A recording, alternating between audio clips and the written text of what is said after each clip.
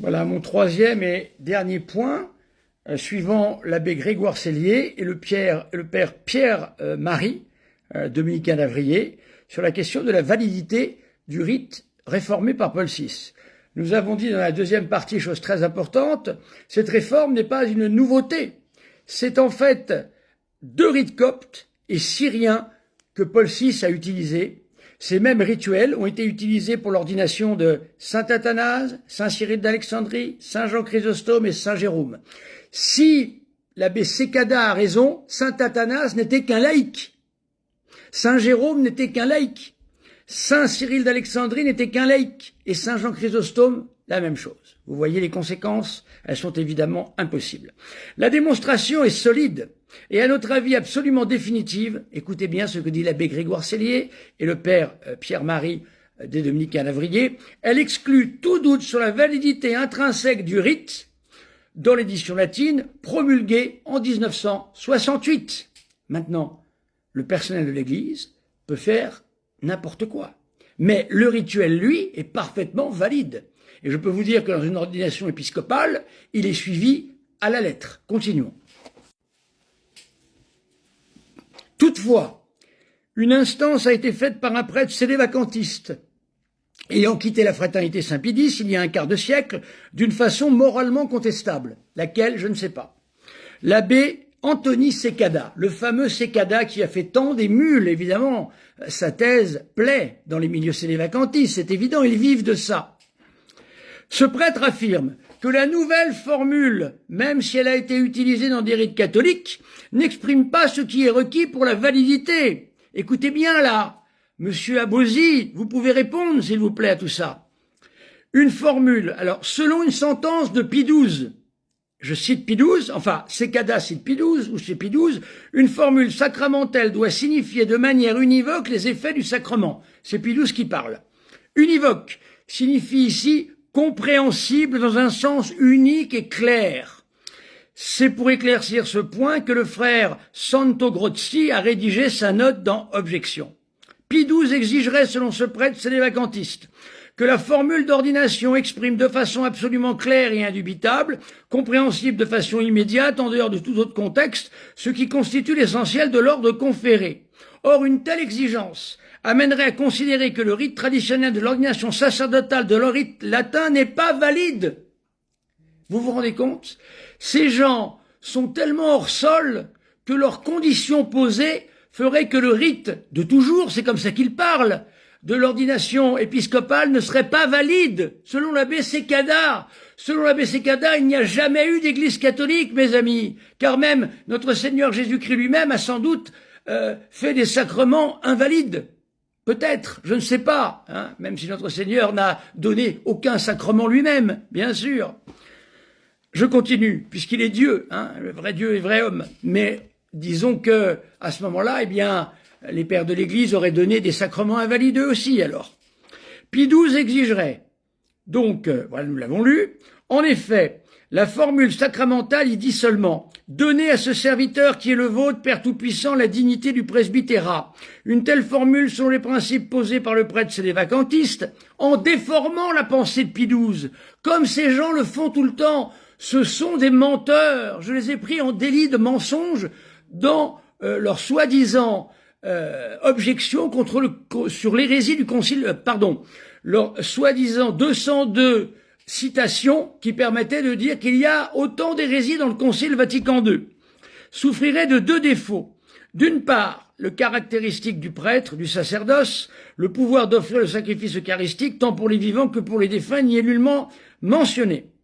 D'autre part, le mot presbytère signifie seulement ancien selon l'étymologie. Au chapitre 5 de la première épître de Saint-Pierre, les fonctions attribuées au presbytérie sont des fonctions de gouvernement. Paissez, veillez, devenez des modèles, sans allusion aux fonctions de sacrificateur. Voyez-vous, nous sommes obligés de revenir à Saint-Pierre lui-même.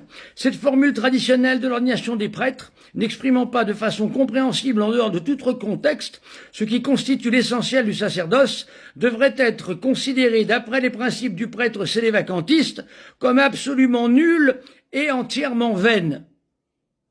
L'abbé Sellier nous dit ici, ceci est évidemment ridicule. Tout est dit, mes amis. En réalité, les mots de la formule sacramentelle doivent être référés à un triple champ de signification, car il est faux de vouloir qu'un texte exprime un sens de façon compréhensible en dehors de tout autre contexte, et ce n'est certainement pas ce que demande le pape Pie XII dans son texte. Il ne s'agit pas ici, premièrement, essentiellement d'un contexte historique. Nous ne faisons que de l'historicisme. Il s'agit bien d'un contexte même de la formule, de son insertion dans un ensemble signifiant. Il s'agit de comprendre ce que dit vraiment la formule. L'expression « je vais te dévorer tout cru », par exemple, n'a pas le même sens dans la bouche d'un père qui joue avec son enfant que dans la bouche de l'anthropophage qui a capturé un missionnaire. L'abbé Célier a de l'humour. Les mêmes mots ont ici des sens différents et c'est le contexte qui leur donne ce sens. La formule sacramentelle doit d'abord, pour prendre son sens, être référée à la réalité. Lorsque je dis « je bois un verre », personne n'imagine que j'ingurgite le récipient. Bien sûr. Dans la réalité, le contenant est pris pour le contenu. La formule sacramentelle doit ensuite être référée à l'usage des mots dans le vocabulaire chrétien. Un canon, par exemple, dans le vocabulaire chrétien, ne signifie pas une arme de guerre, mais une simple règle juridique. La formule sacramentelle doit enfin être référée à la totalité du rite qui l'accompagne, rite qui précise et complète ce qu'une formule ne peut exprimer. Concluons, car on ne peut pas tout lire. Le nouveau rite d'ordination épiscopale de 1968 est donc, voilà un langage qu'on aime de la fraternité Saint-Pédis, certainement valide pour 3 raisons coordonnées. Cette formule est utilisée depuis de longs siècles dans les églises catholiques. Cette formule en elle-même est par la confirmation de sens que lui donne son contexte. Quand on va à une ordination épiscopale ou sacerdotale, c'est généralement pour y assister à une ordination, n'est-ce pas mes amis ?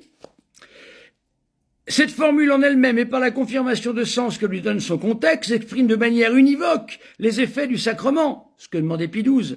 Enfin, le simple fait qu'un évêque utilise cette formule parfaitement suffisante en soi, même si elle est un peu vague, suffit pour exprimer sa volonté efficace, c'est ce qu'on demande à un sacrement, de transmettre le pouvoir sacré qu'il possède en propre.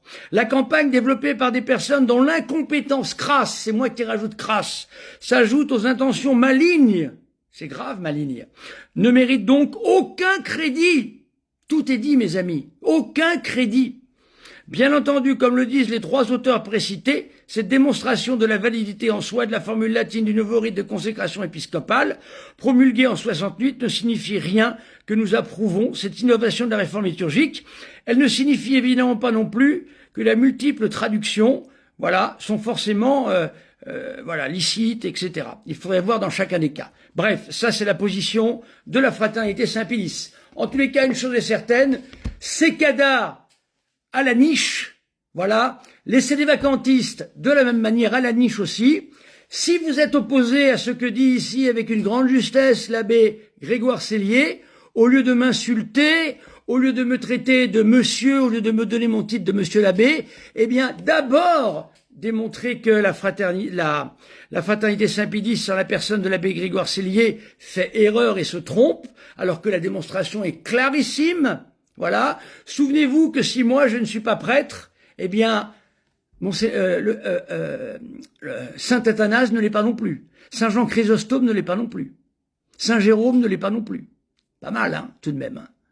Saint Cyril d'Alexandrie non plus. Voilà.